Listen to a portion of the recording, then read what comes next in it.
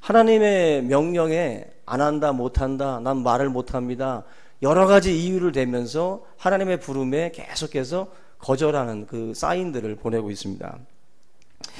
모세가 절대로 약한 사람도 아니고 뭐 평균 이하의 사람도 아니고 평균 이상의 교육도 받고 나름대로 다 준비된 그런 사람임에도 불구하고 뭔가 이렇게 열등감에 사로잡혀서 자기 자신은 안 된다, 나는 할 수 없다라고 말씀을 하고 있습니다. 열등감에서 벗어나는 것 중에 바로 이 비교의식에서 벗어나서 창조적인 생각들을 갖는 것인데, 남과 비교하기 시작을 하면 열등감에 빠지잖아요. 계속해서 나보다 잘하는 사람, 나보다 뛰어난 사람, 나보다 뭐 잘생긴 사람, 나보다 더 멋진 사람은 세상에 다 널려 있어요. 그래서 자꾸 남을 비교하다 보면 우리 교회에서는 괜찮지만 또 나가보면 또 아닐 수 있잖아요. 그죠? 우리 교회에서는 수준이 최고라도 나가보면 나보다 더 뛰어난 사람들이 많을 수 있는 거죠. 만약에 자꾸 이런 식으로 사람들과를 비교하기 시작을 하면 문제가 자꾸 생길 수밖에 없습니다. 자기보다 못한 사람과 비교하면 또 교만해지고, 자기보다 뛰어난 사람과 또 비교하면 열등감에 사로잡히게 되고, 결국 두 가지가 다른 것 같지만 뭐 열등감과 우월감이라는 게 서로 다른 것 같이 보이지만 똑같은 이유가 있어요. 비교하기 때문에 생기는 게 바로 열등감이고 또 우월감이에요. 그래서 사실 두 가지는 다 문제가 있는 겁니다. 열등감에 빠진 분도 문제가 있고, 그래서 열등감에 빠진 사람들은 이게 선 하나만 넘어가면 교만으로 갈 수 있는 거예요. 우월감으로. 우월감에 빠진 사람은 금방 또 열등감으로 떨어질 수 있는 아주 난간에 서 있는 사람들입니다. 그래서 두 사람은 어찌 보면은 그냥 한순간에 서로의 자리를 맞바꿀 수 있는 사람들이에요. 굉장히 위험한 의식을 가지고 세상을 보고 있는 그런 겁니다. 그래서 만약에 여러분들 중에 열등감에 빠져 있는 사람은 절대로 겸손한 사람이 아닙니다. 따라서 하세요. 열등감은 절대로 겸손한 게 아니다. 그놈은 상당히 교만할 수 있는 놈이다. 똑같은 거예요. 열등감, 우월감 다 똑같은 겁니다. 그 자리에서 그 자리로 넘어가는 것이 한순간이에요. 그런 점에서 저와 여러분들이 오늘 이 모세를 통해서 사실 이 부분을 좀 우리가 같이 봐야 되는데, 3장 4절 보시면 하나님께서 모세를 부르시는데 두 번 불러요. 모세를 두 번씩이나 모세야 모세야라고 부릅니다. 사무엘을 부를 때에도 사무엘아 사무엘아 부르신 것처럼 모세도 지금 하나님께서 두 번씩 부르고 있습니다. 두 번 이름을 부른 이유가 뭘까요? 모세가 당시 나이가 한 80세 됩니다. 하나님께 부름받았던 나이가 들었으니까 귀가 먹어서 하나님이 두 번 부르는 게 아니라, 모세의 지금 이 광야 40년은 자기 존재가 잊혀진 시기예요. 궁중에서 교육을 받았던 40대 그 이후에 그 40년간의 광야의 생활은 자기 존재 자체도 잊혀진, 그리고 자기 이름을 불러주지도 않는 그 시절이 바로 40년입니다. 새카맣게 잊어버리고 있었을 거예요. 자기 이름조차도. 그리고 우리가 나이가 들면 자기를 찾는 사람도, 자기 이름을 부르는 사람들도 점점 줄어들기 시작을 하죠. 돈이 있고 뭔가 권력이 있을 때는 많이들 자기 이름을 찾고 또 찾아올지 몰라도, 그것이 이제 빠져나가기 시작을 하면 내 이름을 불러줄 리도 없고 찾아올 리도 없죠. 모세는 광야에서 양똥이나 치던 사람이에요. 40년 동안. 완전히 잊혀졌던 존재입니다. 잊혀진 존재. 그런데 하나님께서 지금 모세를 두 번씩 부르고 있어요. 두 번씩 부르면서 모세야 모세야라고 말씀을 합니다. 여러분들, 이 미국 트럼프 대통령이 인천 주안의 총신교회 정병근 목사 이렇게 갑자기 연설 중에 거론하면은 우리 성도님들이 아마 전화가 오고 난리 날 거예요. 언제 사귀었냐고, 트럼프랑. 그죠? 얼마나 놀라겠어요. 아니면 인천 시장님이 갑자기 우리 충신교회 누구 집사님을 이름을 거론한다든지 이러면은, 아유 집사님 언제 그걸 이렇게 사귀셨냐고, 인하대 총장이 여러분들의 이름을 안다든지 하면은 상당히 놀랍죠. 그 사람이 내 이름을 알까? 말도 안 돼. 이런 어떤 그 관계들이 있는 것처럼, 하나님이라는 존재가 그 70억 넘는 인구 중에 내 이름을 안다라는 생각, 이게 상당히 한번 생각을 해보면 그 수많은 사람 중에 내 이름을 불러준다라고 하는 것은 놀라운 거예요. 다시 말하면 우리가 누구를 부를 때 어이 거기 좀 이리 와봐, 야 이리 와봐 이렇게 부르는 것과 이름을 불러주면서 이렇게 오라고 하는 것과 천지 차이죠. 그죠? 그러니까 뭔가 내 이름을 알고 있다라는 것은 기억하고 있는 것이고 뭔가 유심히 바라보고 있었다라는 것이고 관심을 갖고 있었다라는 거죠. 여러분들 이 예배를 드리는 이 공간에서도 여러분들이 이름을 아시는 분들이 있고 이름을 모르는 분들이 많을 겁니다. 이름을 안다라는 것은 그래도 어느 정도 관계가 있는 거죠. 알고 있다라는 거죠. 모세를 향해서 하나님이 이름을 지금 불러주고 있다라는 것은 나와 너의 관계, 너는 광야 40년 동안 잊혀진 존재라고 생각을 하고 버림받은 존재처럼 생각을 했을지 모르지만 나는 너를 기억하고 있다라는 거죠. 나는 너를 알고 있다라는 거예요. 독특한 관계인 거예요. 때로다가 보시는 게 아니라 그 속에 한 사람을 하나님이 유심히 보고 있는 거예요. 독특한 존재입니다. 우리 총신교회 예배를 드릴 때도 하나님이 그냥 마치 멀리서 바라보는 지도처럼 그냥 뭉텅그려서 보시는 분이 아닙니다. 여러분들 찬양할 때 우리가 합창 부르잖아요. 그럼 내가 부르는지 안 부르는지 모르죠. 그죠? 여러분들 사람들이 볼 때는 묻어가는 거지. 힘써서 찬양하지 않고 저분이 크게 부르니까 나는 그냥 한 50%만 불러도 되겠다 싶어서 부르죠. 근데 하나님은 뭉퉁그려서 찬양 듣지 않습니다. 각자의 목소리를 듣고 계신다는 걸 아셔야 돼요. 각자의 목소리. 각자의 예배를 하나님이 이렇게 보시는 거지 멀리 놓고서 이렇게 예배 드리는 모습 보는 게 아니에요. 마찬가지로 이름을 부른다는 것도 뭉뚱그려서 우리를 보시는 게 아니라는 거예요. 다 하나님은 각자의 그 생각과 또 각자의 삶을 하나님이 보시는 거지 덩어리로 보지 않습니다. 절대로. 덩어리로 본다고 생각을 하니까 자꾸 묻어가려고 그러는 사람들이 많아요. 묻어가는 거지 자꾸. 힘써서 신령과 진정으로 마음과 뜻과 정성을 다해서 예배하라고 말씀을 하는데도 왜 그 말씀을 하겠어요? 묻어가도 될 것 같으면 우리가 그렇게 할 필요가 없죠. 각자의 예배인 거예요. 각자의 찬양인 것이고. 그래서 하나님이 너가 마음과 정성과 뜻을 다해서 하라는 거죠. 독창을 부를 때와 합창을 부를 때와 목소리 톤이 달라지는, 완전히 달라지는 거예요. 하나님 앞에 여러분들 각자의 이름을 하나님은 알고 있습니다. 각자의 이름을 부르신다는 것을 꼭 기억하셔야 돼요. 예전에 그 히딩크 감독이 리더십 많이들 이야기를 했잖아요.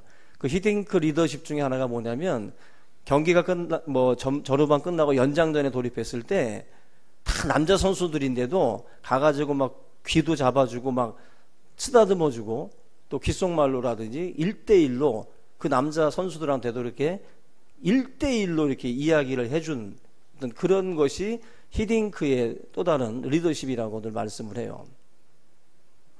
이번에 그 베트남의 박항서도 그러잖아요. 선수들 막 개개별적으로 막 끌어안아주고 막 그런 게 있잖아요. 그게 어떻게 보면은 상당히 중요한 어떤 그 리더십이죠.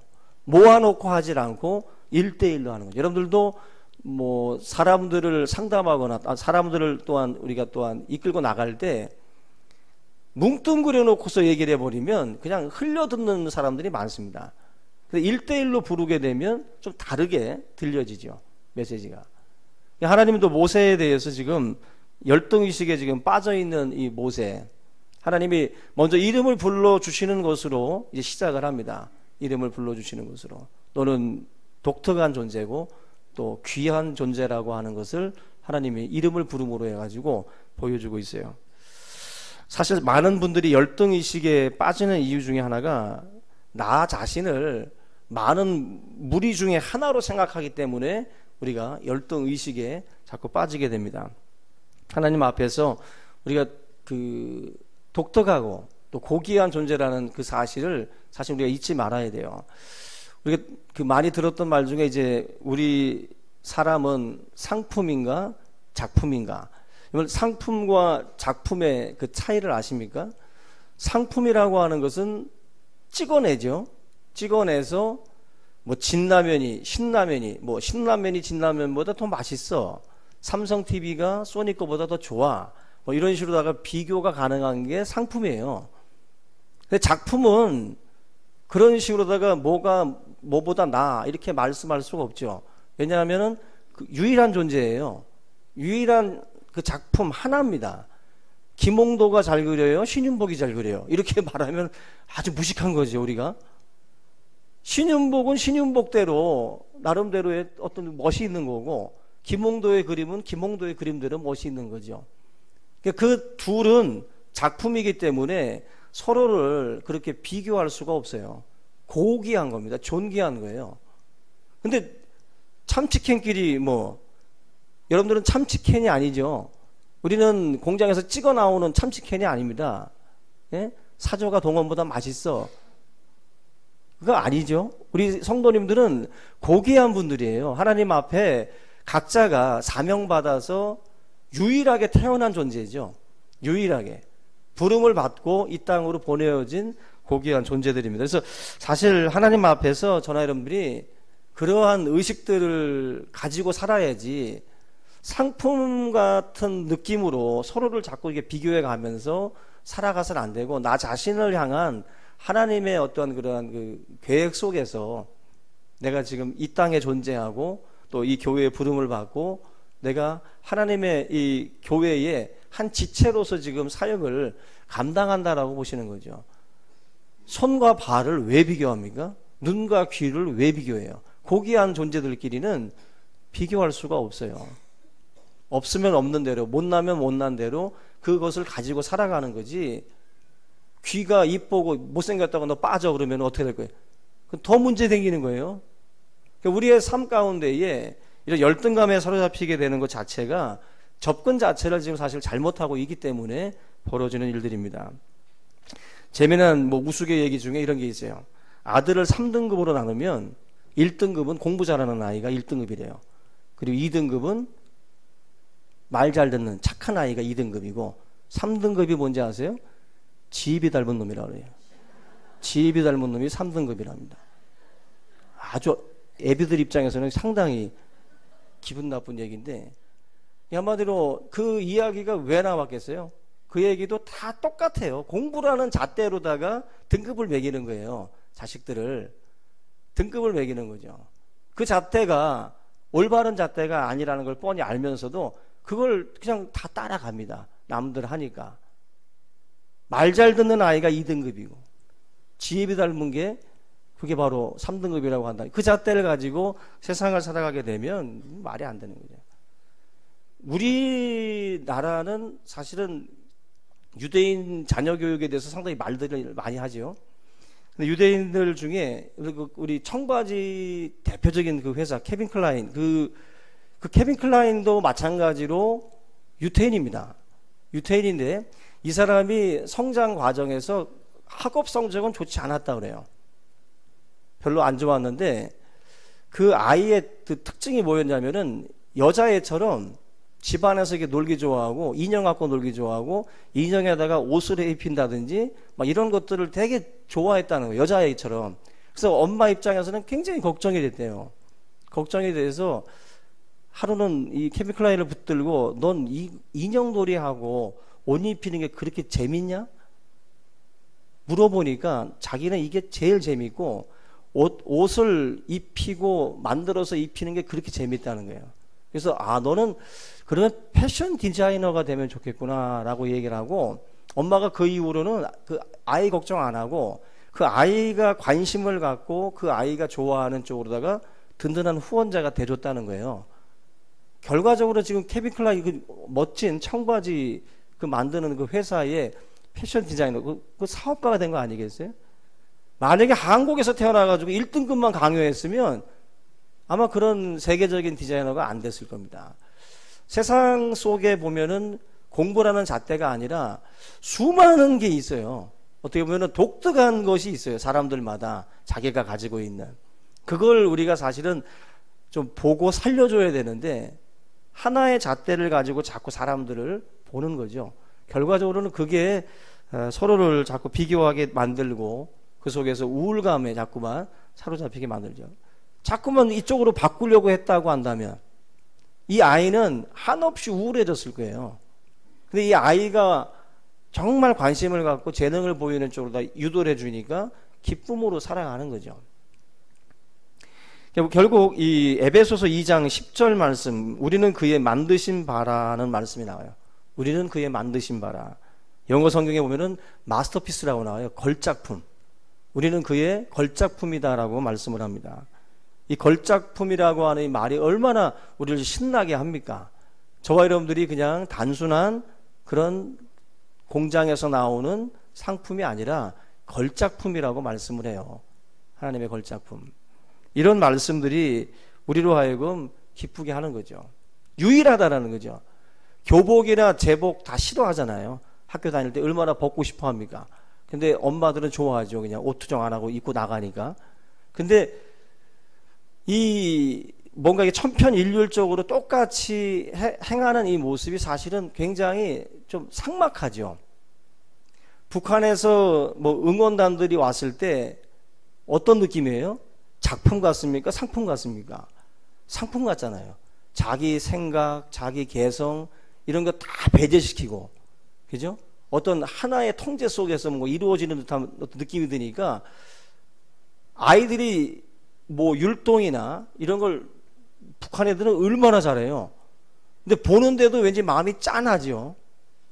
뭔가 이렇게 작품처럼 느껴지지 않고 아이들이 그냥 상품 같은 거예요. 하나의 통제 속에서 그냥 만들어져 나오는 아이들과 같은 거죠. 그 느낌을 사실 우리가 느끼는 것처럼 한 사람을 하나님께서 이 땅에 보낼 때 여러분들 그냥 로봇처럼 그냥 어떤 정해진 틀 속에서 이렇게 잘하는 것만을 그걸 대단하게 여길 필요가 없어요. 오히려 그 틀 밖으로 튀어나가는 애들이 또 나름대로 가지고 있는 그 개성들이 더 고귀하고 또 귀하게 쓰임 받을 수 있는 거죠. 우리가 하나님 앞에서 먼저는 좀 귀중한 존재라는 것을 기억을 해야 됩니다. 그래서 뭐 예쁜 사람, 멋진 사람도 뭐 남들에게 위로가 되죠. 잘생긴 사람 보는 것도 위로가 되죠. 또 멋진 분들 보는 것도 위로가 되죠. 그런데 인형 중에는 바비 인형처럼 비현실적인 인형들도 있지만 못난이 삼형제 같은 인형들은 사랑받아요. 그죠? 교회도요, 무조건 멋진 사람들만 좋은 게 아니라 그냥 된장찌개 같은 분들도 그냥 교회 안에서 많은 분들에게 또 위로가 되고 힘이 돼요. 만약에 여러분들 그 퍼그라는 게 아시죠? 퍼그라는 유리창에 코 박고 있는 애 있잖아요. 그 퍼그가 만약에 내 얼굴 왜 이러냐고 주름 피겠다고 보톡스 맞으면 그 어떻게 돼요? 퍼그의 생명은 끝나는 거예요. 퍼그는 주름이 많이 져야 이쁘잖아요. 이제 오히려 그가 가지고 있는 개성을 무시해 버리고 만약에 너도 좀 쫙 좀 펴라. 그렇게 돼 버리면 그 생명이 죽어요. 내 자신의 생명력이 뭘까를 고민하셔야 돼요. 자기 자신들이 가지고 있는 생명력이라는 게 있는데 그 생명력을 없애버리고 남들처럼 다 똑같이 해버리면 자기가 가지고 있는 고귀한 생명력을 잃어버리는 거죠. 그런 점에서 하나님 앞에 우리가 사역을 한다라고 할 때 어떤 정해진 어떤 그 기준이라는 게 없는 겁니다. 찬양 사역자는 뭐 이래야 돼. 뭐 목회자는 이래야 돼. 정형화된 어떤 그 딱 틀을 가지고 생각을 하는 분들이 있어요. 그래서 목소리는 이래야 되고 뭐 자세는 이래야 되고 이런 식으로 틀을 가지고 사실은 생각들을 많이 해요. 근데 그거는 우리 생각입니다. 하나님은요, 사역자들을 쓰실 때 야, 또 저런 분도 쓰실까? 저렇게도 쓰시고 찬양 사역이든 하나님의 일이든 어떤 정해진 틀을 고집하는 것은 우리 생각인 겁니다.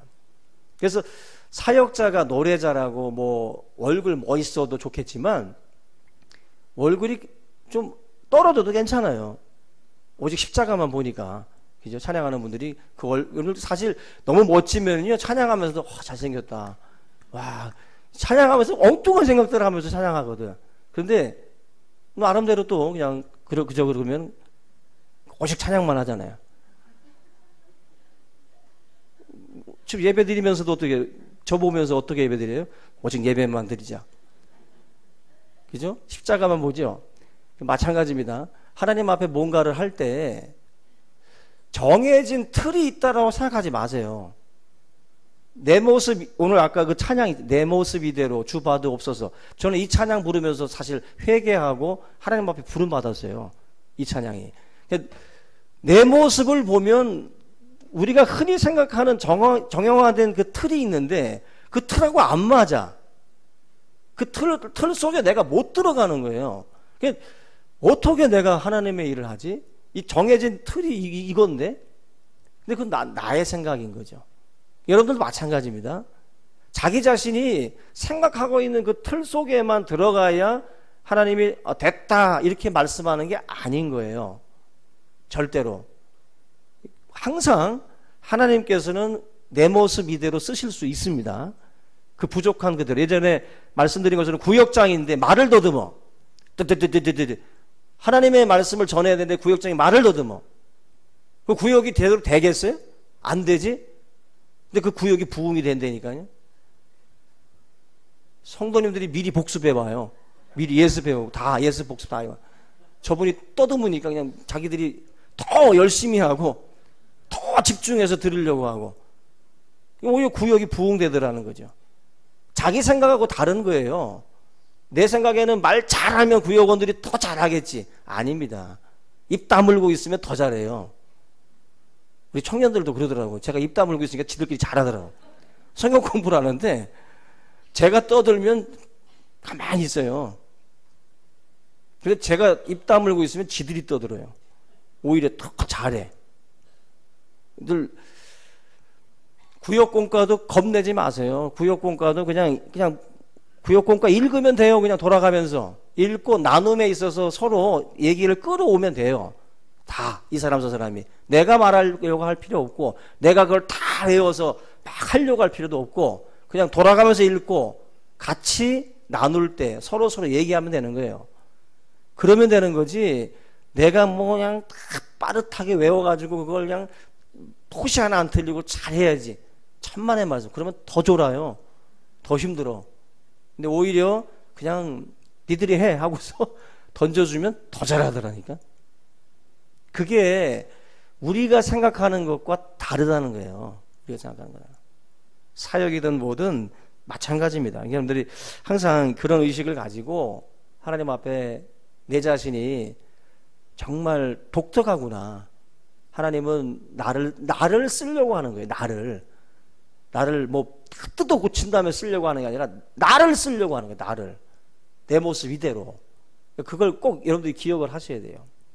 모세가 하도 떠드니까 하나님이 뭐 입을 뜯어 고치는 게 아니잖아요. 네 형 아론 있잖아. 아론 말 잘하잖아. 아론 쓰면 된다는 거예요. 너는 내가 쓰자고 하면 따라오면 된다는 거예요. 뭘 자꾸 말 못합니다. 그런 말 왜 하냐는 거예요. 아론이 있지 않느냐. 아론이 다 할 거니까 걱정하지 말고 와. 우리가 다 하려고 하는 거예요. 뭘. 내가 다 하려고. 내가 뭘 다 하려고 하다 보니까는 쭈뼛쭈뼛 거리는 겁니다. 우리가. 하나님은 믿고 따라오라는 거예요. 믿고 따라와라. 너 부족한 대로 뭐 들려줍니까? 지팡이 들려주잖아요.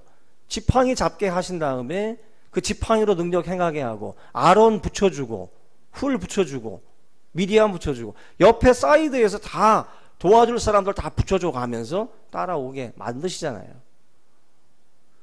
하나님의 일을 감당해 나갈 때 하나님께서 주변에서 그렇게 다 도울 자를 주시는 거죠. 제가 목회하면서도 지금까지 제 곁에서 많은 도움을 주셨던 분들도 제가 뭐 예상이나 했던 분들이 아니죠. 근데 하나님이 붙여주셔서 같이 사역을 할 수 있도록 이끌어 주신 것처럼 우리가 미리 걱정하고 미리 염려하고 있으면 한 발자국도 못 움직여요. 아무것도 못 한다고. 근데 하나님의 말씀을 믿고 내 자신을 고귀하게 하나님이 쓰시려고 하는구나. 믿고 나가면 되는 겁니다. 믿고 나가면. 여러분들이 그런 의식들을 좀 가지고 나아갈 수 있기를 주님의 이름으로 부탁을 드립니다. 두 번째로는 마찬가지로 가능의식, 똑같은 말씀이죠. 가능의식이 하나님이 함께 하시면 다 되는 거예요. 내 자신을 자꾸 보면 답이 없어요. 문제를 자꾸만 보면 답이 없어요. 하나님 보고 하나님 믿고 나가면 문제가 해결이 됩니다. 14절 보시면 하나님이 노를 바라셨다 그랬어요. 모세가 자꾸 그렇게 핑계대고 자꾸 그렇게 문제를 자꾸 쳐다보고 있으니까 하나님께서 화를 내십니다. 하나님은 모든 장치들을 다 미리 다 만들어 놓으신 거예요. 할 수 있도록 다 만들어 놓으신 겁니다. 너 능력 믿고 하려고 하지 말고 하나님 믿고 따라오라는 것이 지금 메시지예요. 이게 성도들이 항상 기억해야 될 말씀입니다. 문제를 보시는 분들은 자꾸 문제에 눌려 살게 돼 있어요. 생전 거기서 못 빠져나옵니다. 절대로. 항상 하나님 앞에 뭐든지 하나님이 나와 함께 하실 수 있으면 나는 할 수 있습니다. 할 수 있거든이 무슨 말이냐? 믿는 자에게 능치 못할 일이 없느니라. 이 말씀이 뭐겠어요? 하나님 나와 함께 하시면 나 가겠습니다. 임마누엘로 약속하시면 갈 수 있어야 돼요. 그게 저와 여러분들에게 필요한 자세입니다. 그래서 지나친 겸손, 지나친 자기 비하, 이거 교만과 불순종으로 이어질 수 있어요. 여러분들 항상 하나님 앞에 하나님이 공급하시는 능력으로 하는 거지 우리 힘으로 우리 지혜로 하는 것 절대로 아닙니다. 항상 봉사하려고 한다면 하나님이 공급하시는 힘으로 하는 것처럼 그렇게 감당해 나갈 수 있기를 주의 이름으로 부탁을 드립니다. 조사를 해보면 열등의식에 사로잡혀 있는 사람들은 평균보다 IQ가 높다고 그래요. 의외죠? 열등감에 빠져 있는 분들은요 IQ가 높대요. 그냥 IQ가 7, 80 정도 되는 사람들은 열등의식도 없어요. 공부 못하는 애들이 모여서 자살하는 거 없습니다. 공부 못하는 사람들은 그거 같이 다 모여가지고 미래를 걱정하고 뭐 이런 것들 다 걱정하면서 우리 서로 정말 우리가 앞날을 생각해 보니까 참 어둡다. 우리 다 같이 그냥 가자. 이런 게 아니라 결국 그 열등의식에 빠져 있는 사람들은 머리가 좋다는 거예요. 머리가 좋다 보니까 5만 가지 생각들을 다 한다는 거예요. 그래서 그 모든 생각들이 결국 그 사람을 그러한 의식으로 빠뜨리는데 이 사람들이 안 되는 건 머리가 나빠서 안 되는 게 아니에요. 다시 역으로 보면은 머리 나빠서 그 인생이 꼬이는 게 아니라 머리가 좋은데도 불구하고 그들의 이 속사람이 병들어 있기 때문에 그게 문제인 거예요. 그러니까 우리가 항상 하나님 앞에 이런 열등의식 빠져나와야 됩니다. 빠져나와야 되는데 신앙인들은 하나님이 나와 함께 한다라고 하는 이 모세에 대한 어떤 그 대안, 모세에게 지금 아론 붙여주고 지팡이 주면서 대안을 제시하듯이 하나님은 우리와 함께 하심을 통해서 우리가 할 수 있게 만들어요.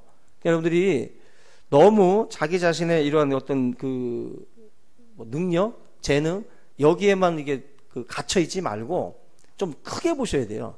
하나님께서 다 합력해서 하실 수 있도록 다 만드실 수 있다. 이 사도행전 7장 22절에 보면은 모세가 애굽 사람의 학수를 다 배웠다 그랬어요. 40년 안짝으로 모세는 다 마스터한 거예요. 유창했어요. 이 사람은 영어를 해도 유창하게 하는 영어를 하던 사람이 바로 모세인 거예요. 우리가 보면 다 준비된 사람입니다. 이 사람은. 그런데도 모세는 안 된다고 지금 손사래를 치는 겁니다. 이게 바로 모세의 모습이에요. 이게 우리들 가운데에도 배울 만큼 배우고 능력이 있고 재주가 많아도 우리는 손사래를 칩니다. 우리가 스스로가 우리를 자꾸 숨길 수가 있어요. 근데 하나님은 이 모세를 통해서도 다 대안이 있다라고 말씀을 하는 겁니다. 여기서 혼자 하려고 하지 말고 하나님 함께 하신다는 생각을 가지고 우리가 그 의식으로 주님의 일들을 감당해 나갈 수 있기를 바랍니다. 우리는 알게 모르게 모세가 40년 동안 그 학문을 배워서 준비시킨 것처럼 리더의 자리에 앉히기 전까지 하나님이 내공을 갖추게 했어요. 모세도. 그리고 광야 40년 동안은 백성들을 가나안 땅으로 이끌기까지 광야 40년을 끌고 가야 되는데 광야를 잘 할 수 있도록 40년을 또 양치기 하면서 보내게 했어요. 어떻게 보면은 허송세월 같이 보이지만 하나님은 그 세월도 그냥 썩는 시간이 아니에요. 그 시간을 통해서도 준비시킨 거예요. 지금 여러분들 가운데 뭔가를 배우고 있는 분들이 있죠. 근데 그 배우는 게 여러분들의 목적은 다른 데 있을 겁니다, 아마. 근데 하나님은 그걸 쓰신다니까. 묘하게도. 우리 얼마 전에 다녀왔잖아요, 라오스에도. 그 용접 기술 처음에 배우실 때 장용환 장로님이나 김규 장로님이나 또 이민규 장로님이 라오스 가서 그네 만들어줘야지 하면서 용접 배운 거 아니잖아요. 근데 그 배운 기술이 몇 년 동안 썩혀 있다가도 결국 그 안에 가서 아이들 그네 만들어줬어요. 너무 보람을 느꼈다. 너무 보람을 느끼고 너무 감사하는 것을 내가 봤어요. 여러분들이 배우고 있는 어떤 분은 일본 싫어 하면서도 일본어 배우는 분들이 있어요. 이상하게 몰아가지고 학교에서 갑자기 제2의 국어가 일본어가 돼가지고 일본어를 배우고 뭐 독일어를 배우고 막 하여튼 묘하게 끌고 가. 나중에 보니까 또 일본 선교에 쓰여지고 묘하게 하나님이 그런 식으로다가 우리를 사용을 하셔요. 지금 배우고 있는 거 잘 배우시기 바랍니다. 끊지 말고 하나님의 요긴하게 쓸 때가 옵니다. 절대로 헛되이 보내는 시간들이 아닐 거예요. 모세도 그 40년이 헛되이 보낸 세월이 아니라 그 나라를 위해서 귀하게 쓰임 받을 수 있도록 준비시키는 시간이었다는 것입니다. 우리가 오늘 이 말씀 안에서 결국 우리가 이런 의식들을 품고 살아갈 때 저 열등의식에서 나올 수 있어요. 열등감에서 빠져나올 수가 있어요.